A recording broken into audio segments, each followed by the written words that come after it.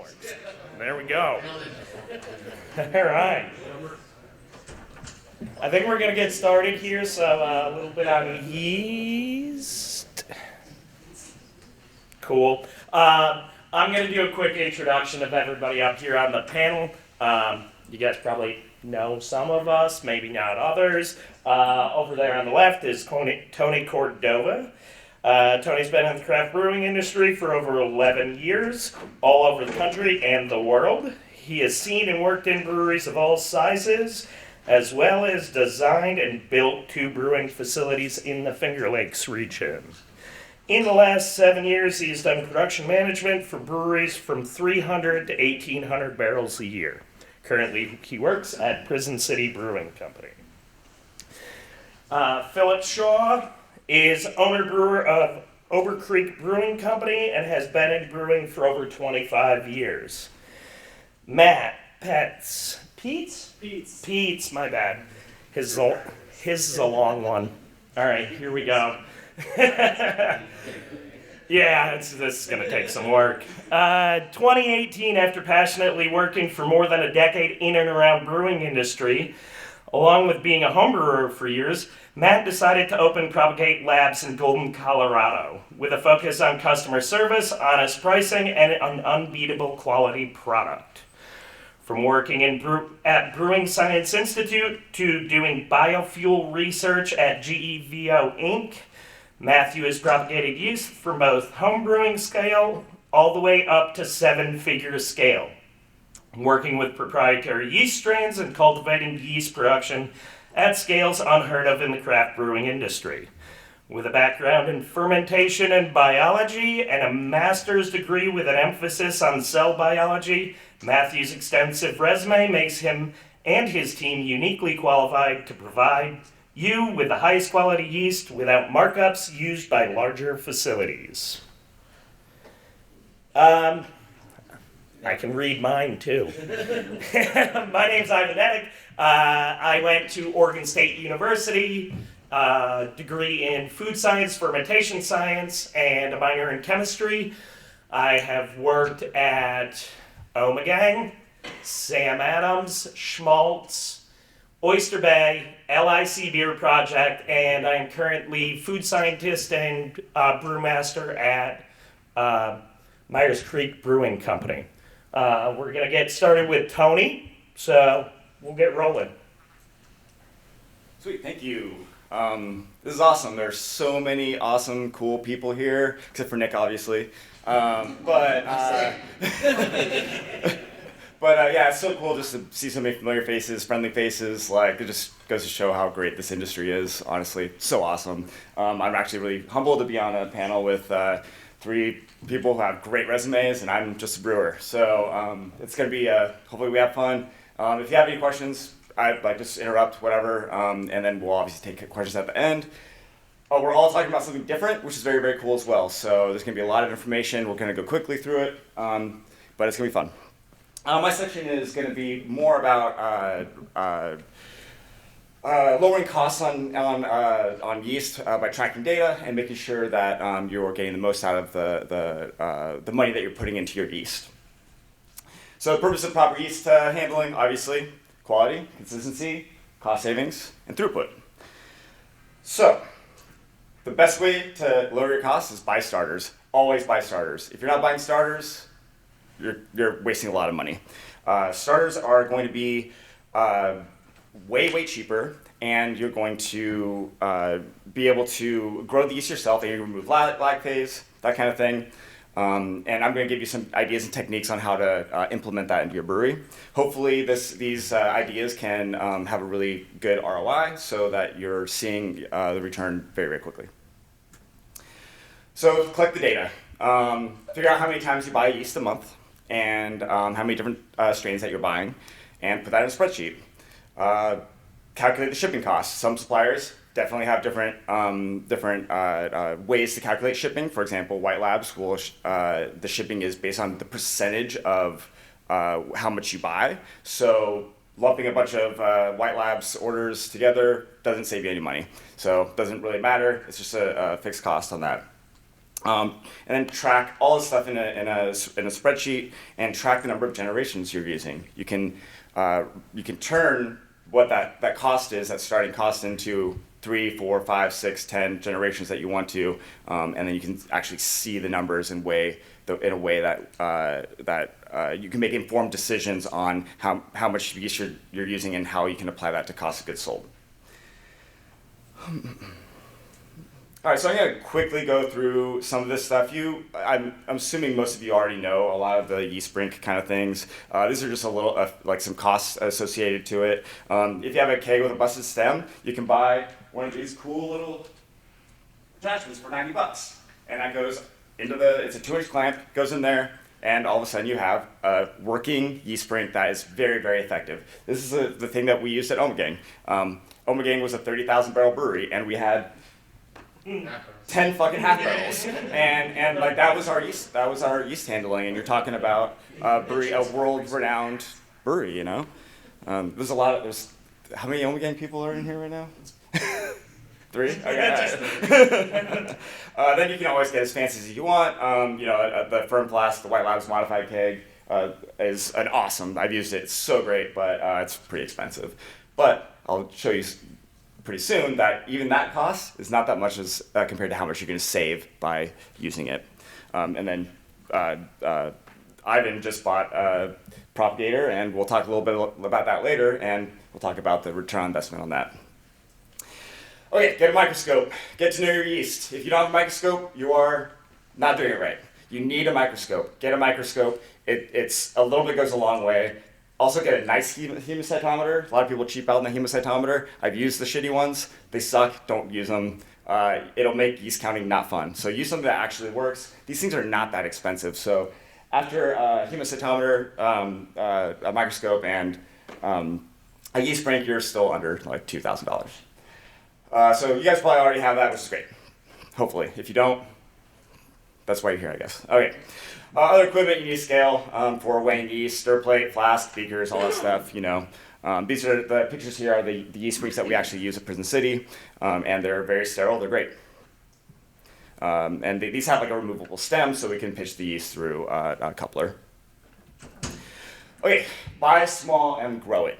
So key way to lower yeast costs, which I've already just said, but most suppliers have basic calculators to figure out the amount of yeast that you need, given the cell count that you want. Starter pitches are always cheaper and more effective. And creating a starter can be like wort from a previous brew, or you can actually use DME. I use DME a lot to make starters. And that's a good way, even though DME does have a cost associated to it, it's still not as much as you would be paying to buy a pitchable amount of yeast. So how big should your starter be? Well, that is a great question, and it's very variable. So this is a lot to go over, and it's very complicated, and this is a very, very shortened version, but read the Yeast Practical Guide to Brewing and Fermentation by Chris White and Jamil Zainasheff. They have a section all on this, and they give you all this data on the best way to create your starter. But it honestly just depends on it honestly depends on the equipment that you have. It depends on how much yeast you're going to create. The rule of thumb that is in the book says around 25 million cells per mil. Between 25 million cells per mil and 125 million cells per mil in your starter, which is a very wide range. So just kind of keep that in mind. But read that section, and it's very, very valuable. And then you can create that starter any way you want. If you have a pilot system, it's a great way to do a starter. You throw some DME and some water, you boil it, you run it through your heat exchanger or your immersion chiller, and all of a sudden you have a starter. Throw it in the tank that you're gonna brew in the next day or the 2 days later, and you already have viable active yeast that is going to be very ready to start eating the sugars that are in your beer. If you don't want to do all the minutia of figuring out like 25 million cells and 125 million cells and all that stuff, it's okay, because creating a starter is never a bad thing. There's no downside to creating a starter. So here is an example of the BSI spreadsheet. I'm sure some of us buy from BSI. I do like BSI. I think their yeast is very good. As you can see on the left side, they have a starter amount. So when they give you a starter, that cost, say if you're doing a 30-barrel starter, that's $190. So you create a starter, and that's the cost of your yeast plus the DME, or if you're pulling the wort. It's not that much. A 30-barrel starter from BSI, or a 30-barrel pitchable from BSI is $728. So you're saving $600 right there. Whatever, $500 math.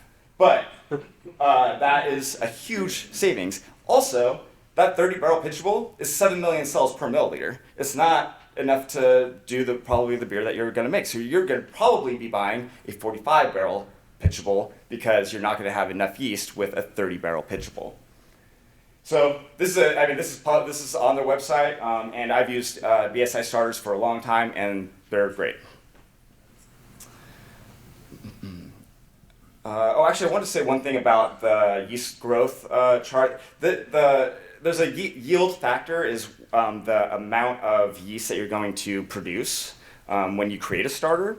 So that yield factor is basically a number that kind of tells you how good your starter is. If you're doing a static starter, which means that you're not giving extra oxygen, you're not giving extra agitation, that yield factor is like 7, which is just a relative number. If you're adding oxygen, if you're adding agitation, then you're looking at like numbers around like 20. So keep that in mind, but like I said, also anything is better than nothing. Let's see. Does that make sense to everybody? Is that all right? Cool. All right. Read the book. It's great. Okay, so this is a spreadsheet that I put together. This is actually, it's not the full data. It's just the end, but I put a year's worth of, does this work? Yeah, that thing works. How do you do The laser's up top, I think. Oh, there you Yep. Okay, cool. Okay, so this is a year's worth of data. I tracked every single time I bought yeast for this company. And so what's on the left side here are the actual numbers from actual invoices and the actual shipping costs. The zero shipping cost would be something that was lumped in. So for example, like I bought WLP 007 and WLP 002. I just lumped the shipping costs into the first one. It was the same shipment. But the point of this is just the end of the data, but down here is a full year's worth of data. I spent $8,136 in that year on yeast from these different suppliers, and I spent $2,000 in shipping. These are all starters. I only did starters. If I had done pitchables, this is the cost of the pitchables, the actual cost of the pitchables, I would have spent $29,000 in that same year. So a difference of $20,000. This also assumes that the shipping cost was the same, which obviously it wouldn't. It would be too complicated to extrapolate that data. But it's still $20,000 difference. This also assumes that I only used the yeast once. So if I had used the yeast 2, 3, 4, I usually cap myself around 6 generations. That's another thing that you're going to want to look at is like what is best for you, how many generations is best for you. Everybody's different. You said you do like 4. Yeah, I do 6, or we do 6 at Prison City. I think 6. I can't remember. But anyway, and then some people will go 10. Oh my God, we're doing like 28. So it really depends on the yeast that you're using and how it works for you. So get to know your yeast. Get to know your yeast. Like middle ages are 250s. Yeah, right. Yeah, 250 generations. Yeah. It's great, yeah. But you and get them. Keep in mind that like when you're talking about generations, the longer you go, the more mutations you're going to get, and the yeast is going to act differently. If you start seeing higher attenuation, etc., hopefully you all kind of know that. And then so here we go. So this spreadsheet is awesome because it just kind of told me like, oh wow, we were saving a ton of money.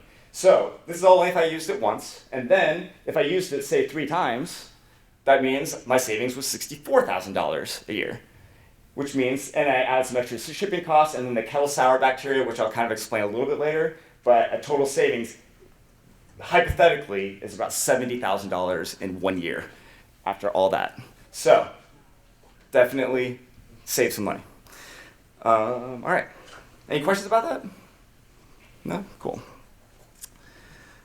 Okay, so and then the other considerations. Okay, so we talked about kettle sours here. Are you buying lactobacillus for your kettle sours? That's a lot of money. You know, there are different ways to have your kettle sours get sour. My favorite method is adding malt. So I have acid malt that I just throw into the kettle. I put about 20 pounds in 15 barrels. Acid malt costs about $1.25 a pound, so you're talking about $30 compared to lactobacillus pitchable, that would be $300, $400, or $500. So you're saving money right there. And it's a great way to do kettle sours. I think they taste great. I think they work really, really well. You could also do Good Belly. Yep. Good Belly is good. I've used it for smaller stuff, but like on larger stuff, I usually use acid malt. But you also want to make sure when you're adding acid malt, there's other bacteria on there, so you have to make sure that the wort is in the prime condition for the lactobacillus to grow. Very anaerobic, lower the pH, etc. And then how are you applying this to the cost of goods sold? This is a very complicated part. It kind of depends on what you want to do. What I usually do is apply the cost of the yeast to the very first beer that I make, and then after that, all the beers I make after that with that generation the yeast is free.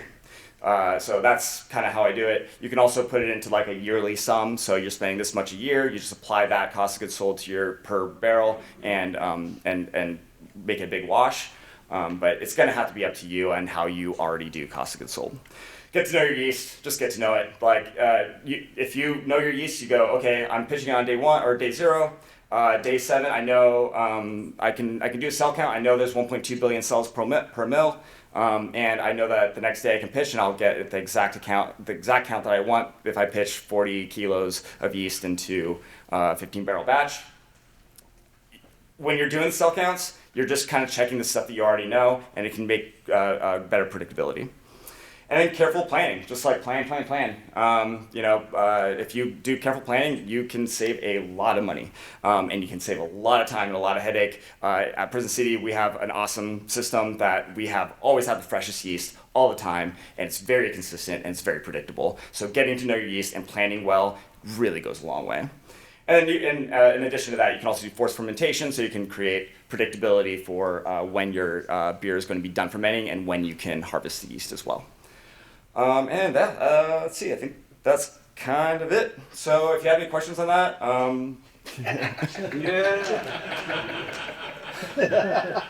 yeah. I figured I wanted someone more handsome up there. It was like is it default? I was like, oh, whatever. Any questions on that, or we can kind of keep going? Yeah. Do you mind sharing your forced fermentation SOP? Yeah, I can. So basically, forced fermentation. What I would do is I would take a sample of the wort and I would add extra yeast to the sample, usually like in a flask, and I put it on a stir plate. And then the next day you can take the gravity and it's best if you have like a DMA or something, so you don't have to use like too much wort or a hydrometer. But yeah, so you put on a stir plate. Next day this should be done fermenting. I usually add a little bit of defoamer too, just to make sure it doesn't go everywhere. But yeah, just room temperature on a stir plate. It's a good way to do it. Anyone else right now? Cool. Yeah.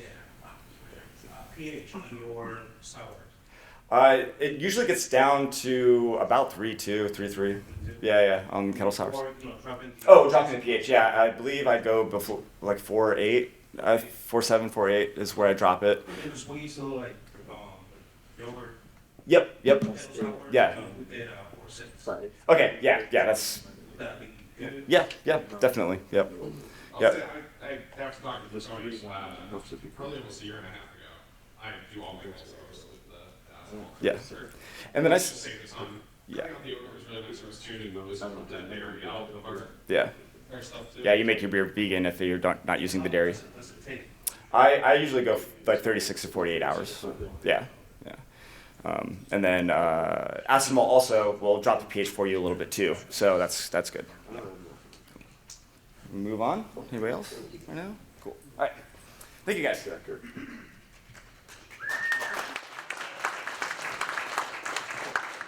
All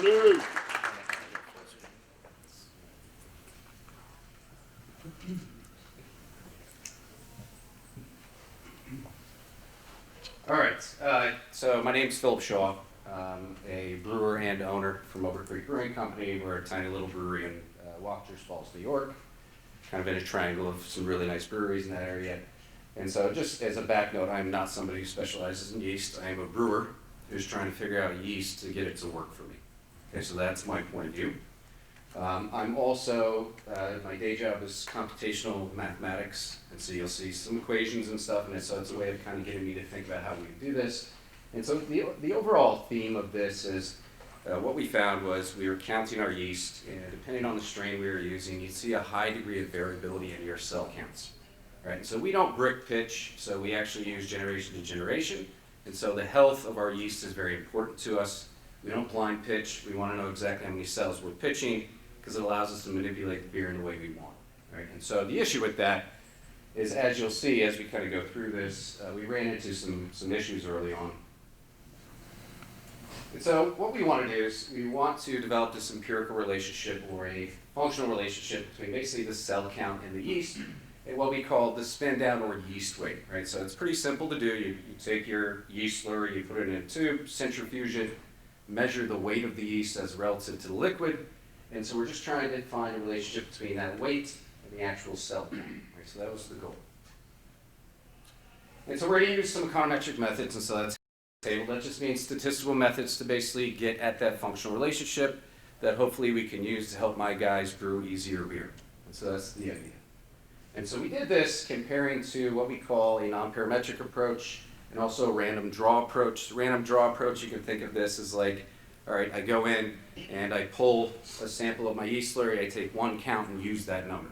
Right? So that's typically what breweries would do. So it's a single count, that's my cell count, I'm going to use it.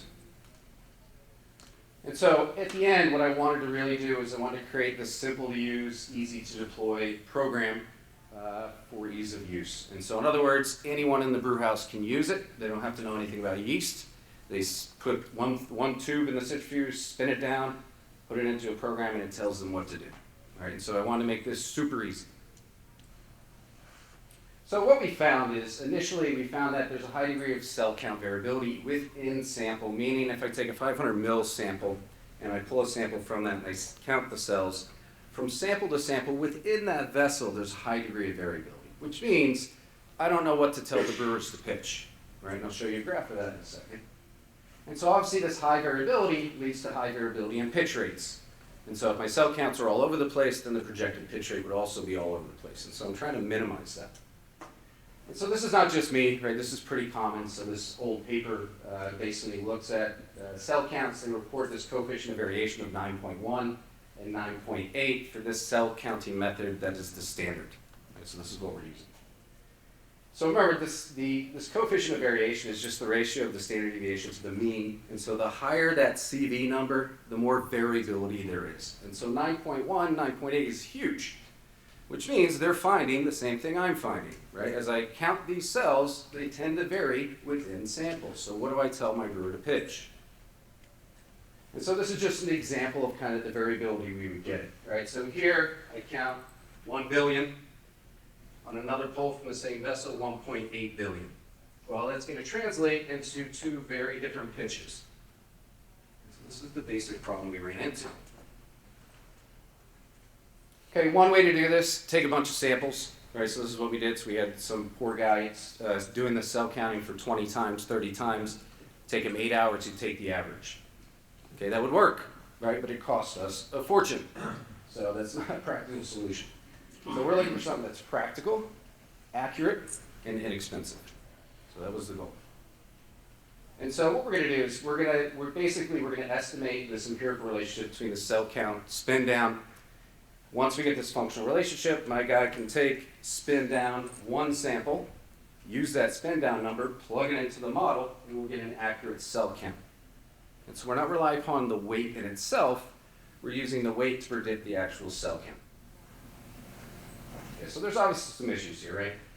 So what we're going to try to do is estimate this relationship. The cells is our left-hand side, right? That's what we're trying to predict. That's the cells per millions per milliliter. This G is the function we're trying to estimate, which is a function of the weight yeast. And then we're allowing for things like measurement error. So this could be hot particles or whatever might be in the slurry. And so we're allowing for that through this V. And then there's going to be some unobserved characteristics that you're not looking at within that sample from that yeast. Okay, so we're trying to figure out G. If I know G, then I know how the weight of my yeast strain relates to the cell count. And so that's what we're trying to get. And so what we did was we used two different approaches. One is ordinary least squares. So this is your simple go into Excel, tell Excel to run a regression. That's OLS. Right? Then we used the fancier method, which allows G to be whatever the hell it is. And it turns out that OLS is the way to go.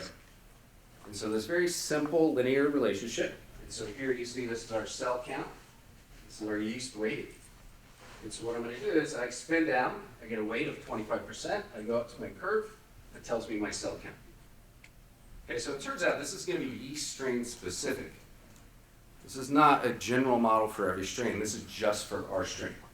If you did this from a different strain, you get a different model. Right? And that's why this idea of just using weights doesn't work. Okay, so what we did was we compared the forecast errors. So what I did was I basically pulled data out, and I said, all right, if we use this model, and we use it over a 1 week, 2 week, all the way up to 5 weeks, how well does this model do? Does it predict the cell count accurately? Because I have the actual observation. So I can look at what my model says and what the actual truth was. And so I'm going to compare this. This is the non-parametric fancy approach. Right? The higher the number, the worse the performance of that method. And so here, the non-parametric is not very good. Right? The mean squared error, or the forecast error, is almost 5 times higher than ordinary least squares. Then I compare that to some guy just pulling one sample and then telling the brewer, pitch this. Okay, that's what we call the random method. That's 4 times worse than ordinary least squares. Okay, so it's going to beat the one sample, pull a single sample, and it's also going to beat this fancy non-parametric approach. Okay, so why do I need all that for this? Okay, so this is a program I wrote. So if you're in programming, MATLAB is pretty good for stuff like this. And so what I did was created a program that allows the guy who's doing my yeast, again, he doesn't have to be qualified to do much, right? He just adds to a centrifuge, spins it down, and weighs it. Once he does that, then this model will predict cell counts over here. And then what it will do is for a given viability, which we still measure, by the way, so we haven't found a good model for viability yet. We're measuring viability still. You put in your OG, your volume, generation, calculating picograms, and there it is. So it's a very easy way to do it. So it takes them about 20 minutes to do this versus 8 hours. Okay, so in conclusion, we tried to derive this simple relationship between cell count and yeast weight. We found that it's superior to both non-parametrics in this kind of random draw approach. It's super easy to implement. We found it's very accurate and super cost effective. And then finally, we can develop a program that's easy to deploy, super easy to use. So in other words, I can send you an email with the program, and they can use it at their house on their computer. That's it.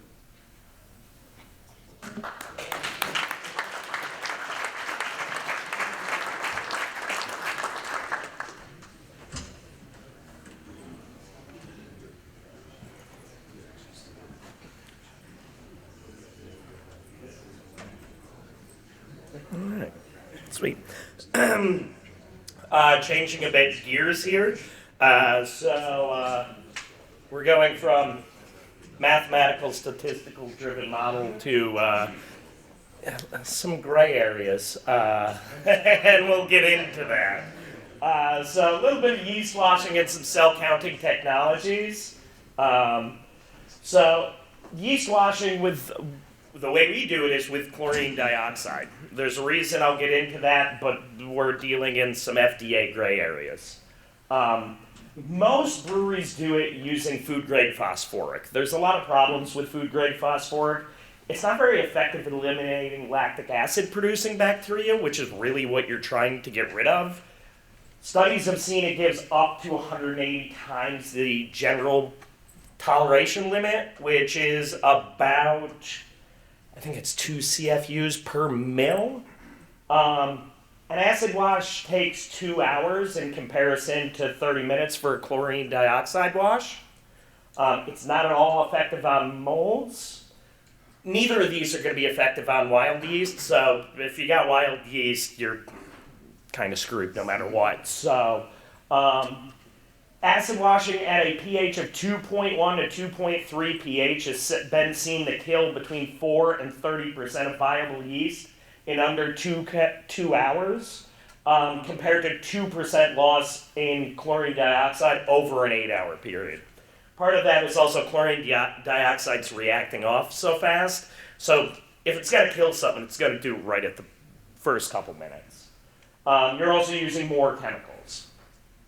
Here we get into the Okay, so I spoke to 2 different FDA people. They more deal with dairy stuff, and gave them this is their operation manual for chlorine dioxide. One guy said you straight up can't use it because it doesn't mention yeast in there. The other guy said I'm adding chlorine dioxide to water and then adding the water to that yeast, so it's fine. So, no idea.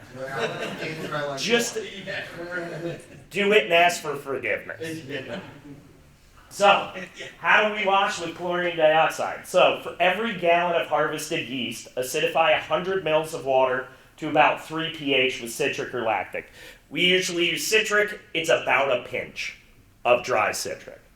For every gallon of harvested yeast, add 2 milliliters of chlorine dioxide to the acidified water. Allow mixture to turn light yellow. It takes about a minute, you just stir around. Add to yeast mixture, stir well. If you're doing it in a brink, just roll your brink around. Allow to sit for 30 minutes. That's it. Then you're done. We literally have seen no activity of lactic acid bacteria, no brat, no. If you do this every single time, we wash every single time. So we will pull into a brink, wash it, and then put it into the next tank. That's kind of it on yeast washing. We're going to go a little bit different direction now with some cell counting technologies. This is a disclaimer. I am no way working for either of these companies. I'm not trying to sell you any of these products. I'm just letting you know they're available on the market. Figure out what works for you. This one we have. So this is an Aber Instruments Perfect Pitch. It is an inline cell counter. It measures using capacitance. If you want me to go into the in-depth nitty-gritty stuff, I can do that with you individually. Most people don't care. It only counts live cells, so you still have to do a viability count. It ignores dead cells, gas bubbles, and other solid particulate. Does not rely on weight or volume and gives you a cell count number. So you're not pitching, you're not doing cell counts, you're not pitching, it just gives you the exact numbers of cells you just put into that tank. What we do is crop from tanks, go into brinks, do our acid wash, then go directly into our fermenter. You get consistent fermentation times and final gravities because you're getting consistent pitch rates. So this is from Suntory in Japan. So this is relative to their final gravities that they were looking for. Blue little diamonds are before they started using it. Orange little circles are afterwards. Obviously, you can see that they got much more consistent with their final gravities. Our next one here is showing fermentation accuracy. So, if you look at the one on the right, their final gravities are kind of still all over the board, but it's much more consistent. So the people that like to do a dry hop at you're going to do a dry hop at 5 Plato. I mean, if you know it's going to be day 5 every single day, you can do it on day 5 every single day because you know where it's going to be. Then we've got another one for the people that don't have a microscope, which you should have. This is a viable option for another route. So basically what this guy is, Oculay's Better Brewing Yeast Cell Counter. They are a British company. Basically, you get the thing on the right, which is basically a microscope and a little tube thingy. And it's 8 times quicker than manual counting, far more accurate. You still do your dilution, all that stuff. You do, the pitch calculations are done through the app. Same cost as microscope. There is a monthly service, but with that monthly service, if you plug in all your numbers, you're going to get all your fermentation data. So the microscope's probably around $500 to $600. I think it's like $25 a month. So if you can budget for it, it does save you some time. Pretty easy to use, super simple. You fill the thing, take pictures at 5 different spots, you upload those images to the website, you punch in your volume and starting Play-Doh, and it tells you how much to pitch. So, and that is it for me. Let's keep it moving here.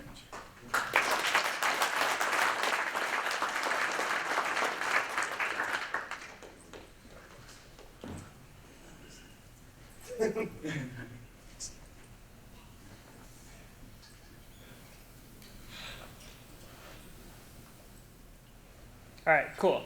So what I sell yeast to people. Why the hell would I want you guys to reuse it? Right? One of the reasons is I want you guys to make good beer. Number 2 is I want you to buy liquid yeast. Dry yeast is really not intended to be repitched. When they dry it, a high percentage of it dies, and in the drying process, it picks up contaminants. And so if I'm going to get you to buy liquid yeast from me or from somebody else that sells liquid yeast, you can get the price point really close to being the same as dry yeast. If I can convince you to reuse it, you're going to make better beer, you're going to have a greater selection of yeast strains available to you, you're going to bring a bunch of the stuff that you have outsourced in-house, so you have more control over that process. And brewers have been doing this forever, right? Top cropping, forever. Burton Union systems, Yorkshire squares, all this stuff was built up for people to harvest yeast. This is a picture at Sierra Nevada with them making, what's their barley wine? Bigfoot. They're doing it in open top tanks. You can see all the yeast up there that is free to them to harvest and use in another batch. Here are some women from 1850 harvesting yeast off the top of a tank.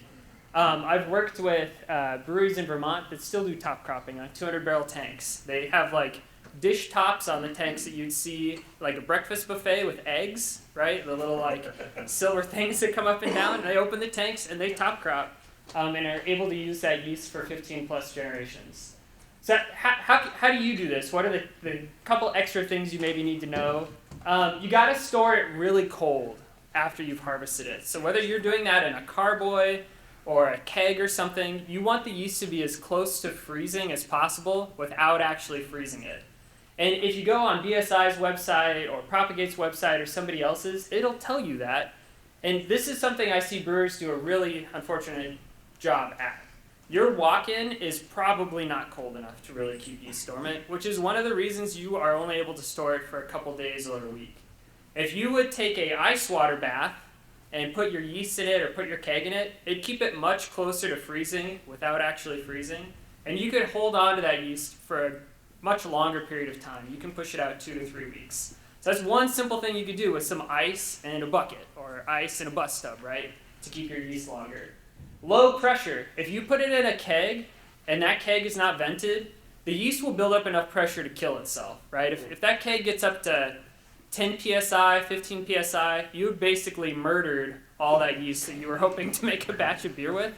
And you guys laugh. If you haven't done this, brewers do this all the time, right? Oh, yeah. They go to pitch the yeast, and they go, oh man, I harvested all that yeast and it's all dead, and I put it in the tank, right? So now your tank is full of a whole bunch of off flavors from yeast autolysis. You're calling a buddy or you're calling me trying to get yeast sent to you right away. It certainly happens, but keep the pressure low. It's also really wise to feed it a little bit before you're going to repitch it. Not only is that going to wake up the yeast's metabolism, it's going to prove to you that it's still alive, right? Which is why bakers proof yeast. If you get it fermenting a little bit, you'll know it's alive. You'll make it so that when you pitch it into your beer, it takes off faster, which is going to help prevent any bacteria from growing in that beer or anything else. The yeast is going to outcompete it. You want to not hold on to this yeast forever. I've certainly been into breweries that are keeping yeast in carboys that have no date on it, and who knows how long that yeast has been kept in that brewery. And pitching bad yeast is not going to end well for you. And so after I've harvested it, what do I need to do now? Ivan talked about yeast washing, which is a great idea to try and lower any bacteria load that you've picked up. Feeding it, you should count it somehow. Ideally, you're counting it before you repitch it, or you're counting it right after you harvested it. Yeast flocculates pretty hard. And so, any of you that have ordered a container of yeast, I'm sure you've picked it up and shaken it, right? And it settles right back down, or it's so glued to the bottom that you can't get it to resuspend. What do you think's going on in that keg of yours? If I roll this keg back and forth a couple times, do you really think it's all that well mixed up? You really got to make sure you resuspend all that yeast and get it mixed back up before you pitch it. So I would encourage you to count it as soon as you've harvested it, because it's not going to be as glued to the bottom or to the wall of the container. It's going to be easier for you to count it. I don't think any of us can hit hard enough on the importance of having a microscope. And one of the things is, if you just look at your yeast, there's a lot of brewing contaminants you can see with light microscopy. And so this is actually some yeast that a brewer tried to grow themselves. But you can see they got a bunch of lactobacillus in that yeast as they were trying to grow it. And that's something I can pretty easily see under the microscope, that I have these rods, and that I'm not going to want to use this yeast. You can see if it's budding, which is a good sign that it's still alive and has some kind of oomph ready for the next batch. And you can get this stuff on Amazon for fairly cheap. If you are buying a $1,000 20-barrel pitch from somebody, and you're going to be able to use it one more time, that $500 in savings, that'll get you a microscope and a hemocytometer. So it's going to pay for itself the first time you reuse it. It's not like these things have a really long-term ROI. Since this is level 2 yeast management, I want to talk a little bit about plating, which is what we're, these are plates, if you guys have never seen these. They're pretty much Jell-O and a little mold. And so you can put any type of media you want in them. You can make it so it only grows wild yeast. You can make it so it only grows bacteria. You can make it so it grows anything that would live in your beer. But these things are dirt cheap. They're like $1, right? I have worked with breweries that have had to recall 100-barrel batches because they don't plate anything out of the bright tank. And they could have spent $1, right, on a plate to see that there's bacteria in that before they canned that beer. You can do this with your harvests really easy. You don't need any special equipment. You can buy these plates pre-poured from a number of vendors. You put a drop of your yeast slurry on it, and you wait. And if something grows on it, you know you need to get a new pitch. A lot of them have a color indicator built in. So this is lactobacillus growing on this plate. And the acid turns the plate yellow. So it starts off this green color, and it turns it yellow. You don't even need a microscope. As long as you are not yellow-green colorblind, which I don't think is a thing, you can just look at the plate and see if you've got an acid producer in that sample. Again, super easy, super cheap to do. For the more complicated things, we've got qPCR. This is stuff a lot of labs now around New York, I know. You can send them a sample and they'll run PCR on it. The nice thing about this is you get an answer within about 2 hours. What is in your beer? The thing you need to know about PCR is it's asking if somebody specific is in the beer versus what all could be in the beer. And so it'd be like asking you, is anybody named Brett in here, or is anybody named Lactobacillus? That's what qPCR is asking, but there could be all kinds of different brewery bacteria or other things in there that aren't named Brett or are not named Lactobacillus, and you would miss them with PCR. So keep that in mind. Versus with plating, I'm just asking, is anybody in here going to ruin my beer? And if you are, you grow on that plate. So while PCR is nice and fancy, it's expensive. You'd have to have a specific operator to do that. But you get an answer really quick, and you can use it on your packaged samples as well.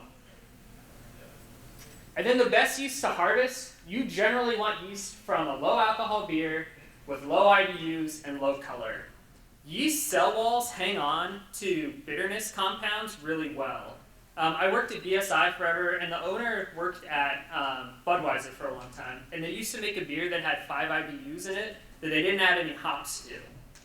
And the way they did that is they harvested yeast and repitched it in there, and enough IBUs got knocked back off the yeast cell walls to add 5 IBUs of bitterness to that beer.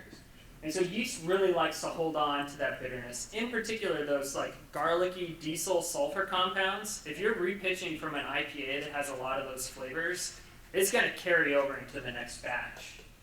And then obviously don't harvest yeast from a beer that had fermentation issues, which people do all the time. Or I had somebody call me because they repitched a beer. They're like, oh yeah, it tastes really funny, it's got some off flavors, and then 15 minutes into the conversation, they had put lavender into that beer, and then they had harvested the yeast. So of course it carried over like this weird perfumey lavender flavor, right? So just be conscious what you're harvesting from. And then some strains just suck to harvest. Saisons in particular, they don't flock very well. It's really hard to harvest them. Czech lager yeast, for the most part, doesn't flocculate very well.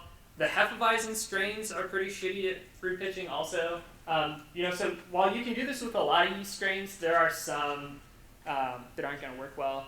And then you have a really high loss of viability very quickly. So if you guys had gone to the talk with Omega before, and there was a chart about how quickly yeast dies, as soon as the sugar is gone, yeast starts to settle out and die. Just like you wouldn't want to go a day or two without food, the yeast doesn't really want to either. So you want to get it harvested pretty quickly, within 5 to 7 days into that fermentation. Here are a couple other things to consider. I'm going to skip past some of this because it already got covered. To this last slide. If you guys had never listened to anything on the Master Brewers Association podcast, they are awesome. There's all kinds of fantastic information from yeast harvesting to passivating a tank, how to brew an A beer, all kinds of cool stuff. But this is ripped right off of an NDAA podcast that Peter Buchart, who was the brewmaster at New Belgium at the time, gave. And New Belgium's issue was they would ferment a batch of beer and they never knew if it was going to take 7 days to finish or 10 days to finish. Which if you're New Belgium, that's kind of a big deal, right? How are you supposed to schedule out hundreds of thousands of barrels of production if your tank time is 7 to 10 days? And so what they did is they bought a really fancy salometer. They're like $15,000 automated cell counter. Didn't do anything. Didn't help them at all. And so what they did is they gave up on cell counting completely and kind of, like Phil talked about, they switched to this compacted cell volume. So the idea would be you centrifuge your tubes of yeast and you look at how much volume of yeast you're pitching once it's been compacted. And they were able to cut down the turn time on their tanks by threefold. So tanks from taking 7 to 10 days to finish to always taking 8 days to finish. Which, how awesome would it be if you knew exactly what day each one of your tanks of beer is going to be ready to move to the bright tank, right? It makes scheduling so much easier. So, and you don't need a hemocytometer for this, you don't need a microscope. There are easy ways to do this. And then kind of just a summary maybe of our talk before we answer questions for you guys. This is not that hard to do, and it's going to save you a whole bunch of money, right? So why would you not do this, right? All right, that's what I got for you. I think our plan is to answer some questions if you guys have any.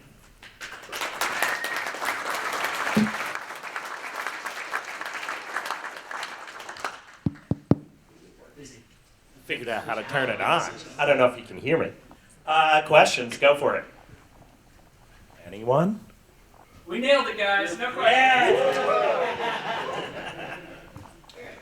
Shoot. So you use ALDC enzyme in a pitch, and you repitch that. Is the ALDC still available, or do you have to repitch for ALDC? The ones that have been genetic, so I asked one of the Berkeley. Their answers, yes. Is it on? I don't know. Can you hear through the mic or not? Yeah. Yeah? You guys can hear me? So I asked somebody from Berkeley Labs that question yesterday, and they said that other than the yeast strains they have added lactic acid production to, you can repitch all those yeast strains just fine that they have upregulated the promoters in. But if you can also just buy the ALDC enzyme.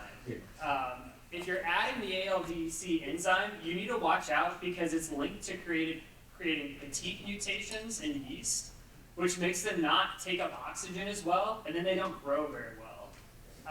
But all the ones that have an integrated genetic change, you can repitch without losing that change. Do you have any recommendations for a qPCR system for a craft brewery that's maybe doing 10 to 20 samples a week? What's the sort of entry cost that you would recommend, or what's the entry items that you'd recommend? What's the name of the one we got? Invisible Sentinel. Invisible Sure. Sentinel? Yeah. Have you had luck with it? You've used We it? use it. We don't use it all the time. I mean, it works. I mean, we just plate everything, so Okay. You know, if it's in the bright and it didn't get plated for a few days, we'll run it. But you know, Do you find that there's a lot of false positives or something, or why don't you no, use it's it? just expensive. Got I mean, it. you're paying Got it. like 20-something bucks a pass. Ah, I see. What? So the way the invisible sentinel ones work is, I don't know if you guys have seen it. It's specific. They have like a pregnancy test indicator at the end of the process. You put your sample on it. All it's doing is measuring how much DNA is present. Not even what kind of DNA. So if you overload the sample, it is always positive. And if you underload the sample, it's always negative. And so it's really operator, if you do it wrong, you're gonna get a garbage answer. And then you have to pay a lot of money for each sample you take. We have a Midwest microbiosystem that is fantastic, and I would highly recommend them. And it's like $1 a sample to run the machine, but it has a really high sticker price. Sure. But it's fantastic. And you can run, let me see if I can get this video to work for you guys real quick.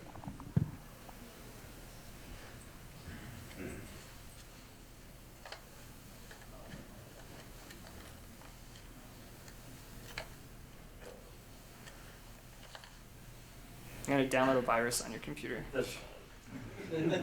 But you can run a whole bunch of samples at once.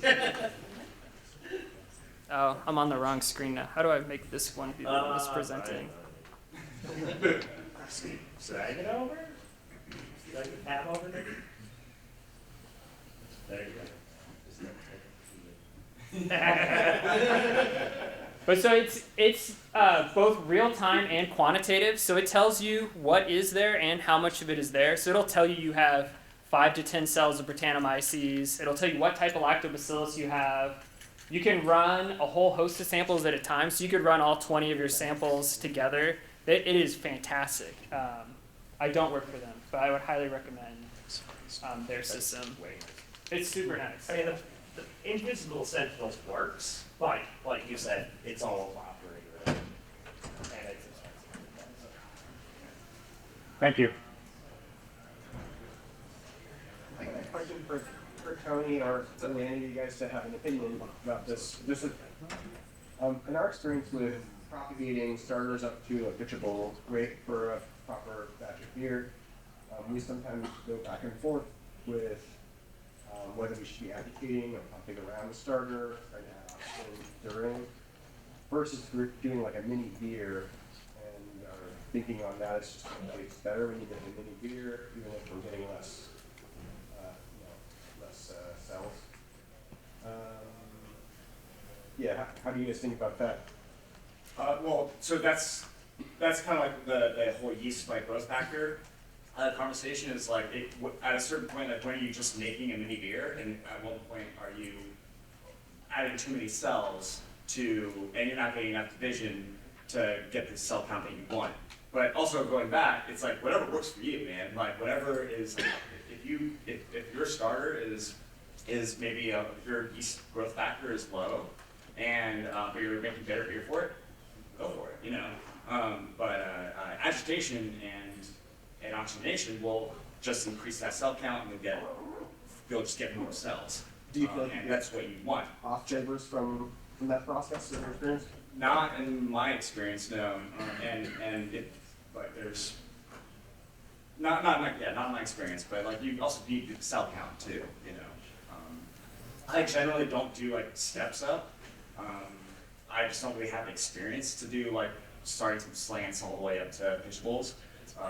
But I usually just do one starter, and that works pretty well. Or like if I had a pilot system, for example, we had a 3-barrel and a 15-barrel. I would make a beer, like if I wanted to do a lager, I'd make a lager on a 3-barrel, and then I would pull from that, and then that would be enough yeast for my 15-barrel. And I never really noticed any off flavors from that. But it also depends on the yeast, depends on how you're pitching, depends on so many different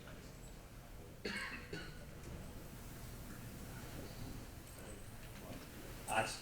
Oxygen's better, obviously, because Oxygen's always better, yeah. what they produce 3 times as much ATP in an oxygen environment. So I think the biggest thing is when yeast is growing, it needs oxygen to synthesize sterols for its cell wall. Correct. And so that's why when you add oxygen, you're going to get more growth. What I would say is if you are not going to crash out that tank and harvest just the yeast and pass it on, you are then going to add obviously whatever that volume of oxidized wort is to the batch. It probably depends how much it's getting diluted out. Well, ideally you wouldn't want, but you don't want to make beer. Ideally, you want to be making starters. So like that oxidized beer should be negligible in your starter. Yes, that's correct. Yes, yeah. Have you ever run into an issue working these starters or whatever with like an over and under pitching kind of thing? Like, is it possible if you're trying to prop something up yourself, right, to like over pitch a prop match or something like that? Absolutely.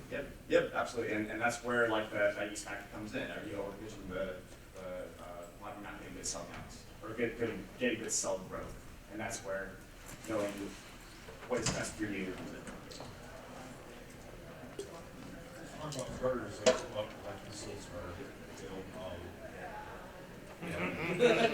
That's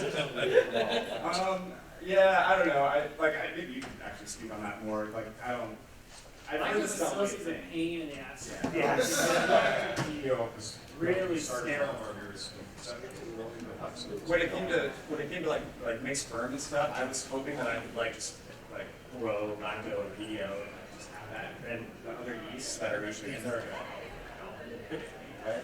They grow mold really easy too, like a single cell of anything else in there. So we have to do it under a hood. It's going to be sterile filtered everywhere. Because as soon as you open the growth media for the lactobacillus, anything that gets in there goes in. Versus yeast makes enough alcohol and drops acid enough that it keeps a lot of that stuff.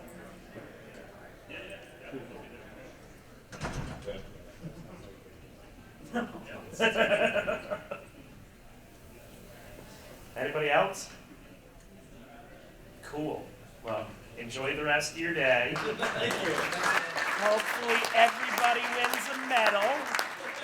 Everybody gets a competition bronze.